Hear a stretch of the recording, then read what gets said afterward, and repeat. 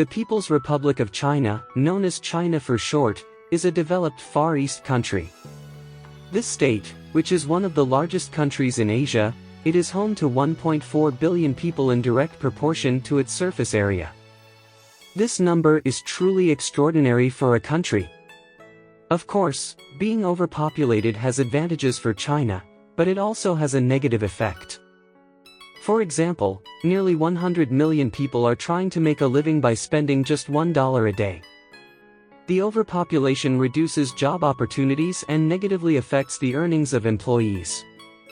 At the same time, China is the country of origin of the COVID-19 pandemic epidemic, which has been going on for more than 2 years. This epidemic, which originated from the animal markets here, still could not be finished despite all the precautions, and moreover, it continues to breed with its various variants. In this process, thousands of people from almost every country in the world died. And there is still no definitive roadmap for how the epidemic can end. People are now catching the virus as if they are getting the flu, and the restrictions are being relaxed day by day. The good thing is that people are now getting through this epidemic lightly. I think avoiding the virus will become impossible at some point. And all societies will be tried to gain herd immunity. On the other hand, Chinese is mostly spoken in this crowded country. Today, we can say that it is the most spoken language in the world with 1.3 billion people. If we compare it with the world population, we can say that 1 out of every 5 people can speak Chinese. The country has a deep-rooted and written history of approximately 5,000 years. Inventions such as paper, gunpowder, compass and printing, which form the foundations of today, carry the traces of this civilization without exception. In this sense, they occupy a great place in human history. In addition, they fought many times with the Turkish states in Central Asia and inflicted great oppression on our ancestors. For example, if you look at the history of the Gokturks, our ancestors had tough struggles with the Chinese. You will witness that they are fighting for their freedom at the cost of their lives. If we leave history aside and talk about today's China, there are many things to be said. For example, a person who has completed a university in China is not offered a minimum wage. University graduates earn more than the minimum wage. In other words, I can say that there are almost no university graduates receiving minimum wage. If you are a university graduate, it does not take decades to get promoted from the company you work for. You can have an excellent career in China in less time than you think. You can achieve the life of your dreams within a few years. The minimum wage varies by state. Although the number of workers working for the minimum wage is high, there is such an opportunity. For example, you went to China to work in a factory. Those factories cover your food expenses, lodging expenses for accommodation and your expenses such as internet. In other words, even if there is cheap labor, it is up to the workers to work. On the other hand, if you intend to go to China for educational purposes, this will be the right decision. Chinese is one of the most difficult languages in the world, so few people know it. It takes a long time to learn and requires extra attention. Therefore, no matter where you live in the world, if you know Chinese, you will definitely not go hungry. Being one of the top 3 economies in the world, China has a huge industrial network and almost every national company works with Chinese companies. For this reason, there is a need for people who speak Chinese in order to run the communication line between companies. Let me also say that houses in China are smaller than you think. If you are currently staying in 11 flats, do not complain that my house is too small. Because small apartments are being built in skyscraper-style apartments in order to fit 1.5 billion people in China into the country. For example, people live in apartments of 30 to 35 square meters. Especially university students rent tiny apartments that are ultra-small for us. The worst part is that in cities like Beijing and Shanghai, the rents of these capsule apartments are around half the minimum wage. However, since people generally earn more than the minimum wage, those living in big cities do not have a living problem. In smaller cities, the quality of life is considerably lower than in metropolitan cities, as people earn much less. Income inequalities are high in China and millions of people live in slums in poor areas. Despite this cost, the Chinese economy is one of the fastest-growing superpowers in the world. Many giant brands of the world set up their factories in this country and make great contributions to the Chinese economy.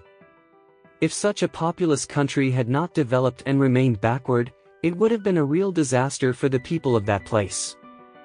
Okay, the busy manpower makes a great contribution to the country's economy, but this is not always a good sign. For example, let's consider transportation.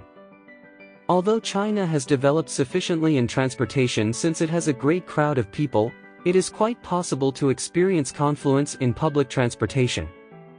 People enter and go out while riding and leaving. When you get on the subway or bus, I can usually claim that you will go to your destination. It is not possible to talk about fresh air in a country with so many people and industrialization. Unfortunately, the air quality is very low in China. If you plan to stay there for many years, you will definitely see the effects of air pollution on your health at the end of 8 to 10 years. You will most likely develop infections in your lungs and respiratory tract. On the other hand, Chinese people, unlike us, do not usually live with their families. After graduating from university, instead of staying in the region where their families live, they find jobs in other cities and lead a life on their own. Also, life in this country moves incredibly fast for everyone. Regardless of whether they are men or women, almost everyone is in contact with the outside world and they are working. Since almost everyone in the family works, no one bothers to prepare breakfast when they wake up in the morning. People get their fill from shops selling ready-made breakfast and peddlers on the way to work. Since lunch is already eaten, people can only eat at home in the evenings. Especially people who come from abroad and whose mother tongue is English meet their food and beverage needs completely from outside. Because American or British-looking men can easily find jobs in Chinese companies with very good salaries if they speak English well. Chinese employers see foreign faces as truly valuable and qualified. Even Chinese women are very friendly towards Western men. That is because Chinese men make more money than foreigners. And extremely annoyed by the fact that Chinese women find foreigners attractive. In terms of food, there are various dishes that are visually incompatible with our meals. Let's say you get used to their food by eating noodle-like things.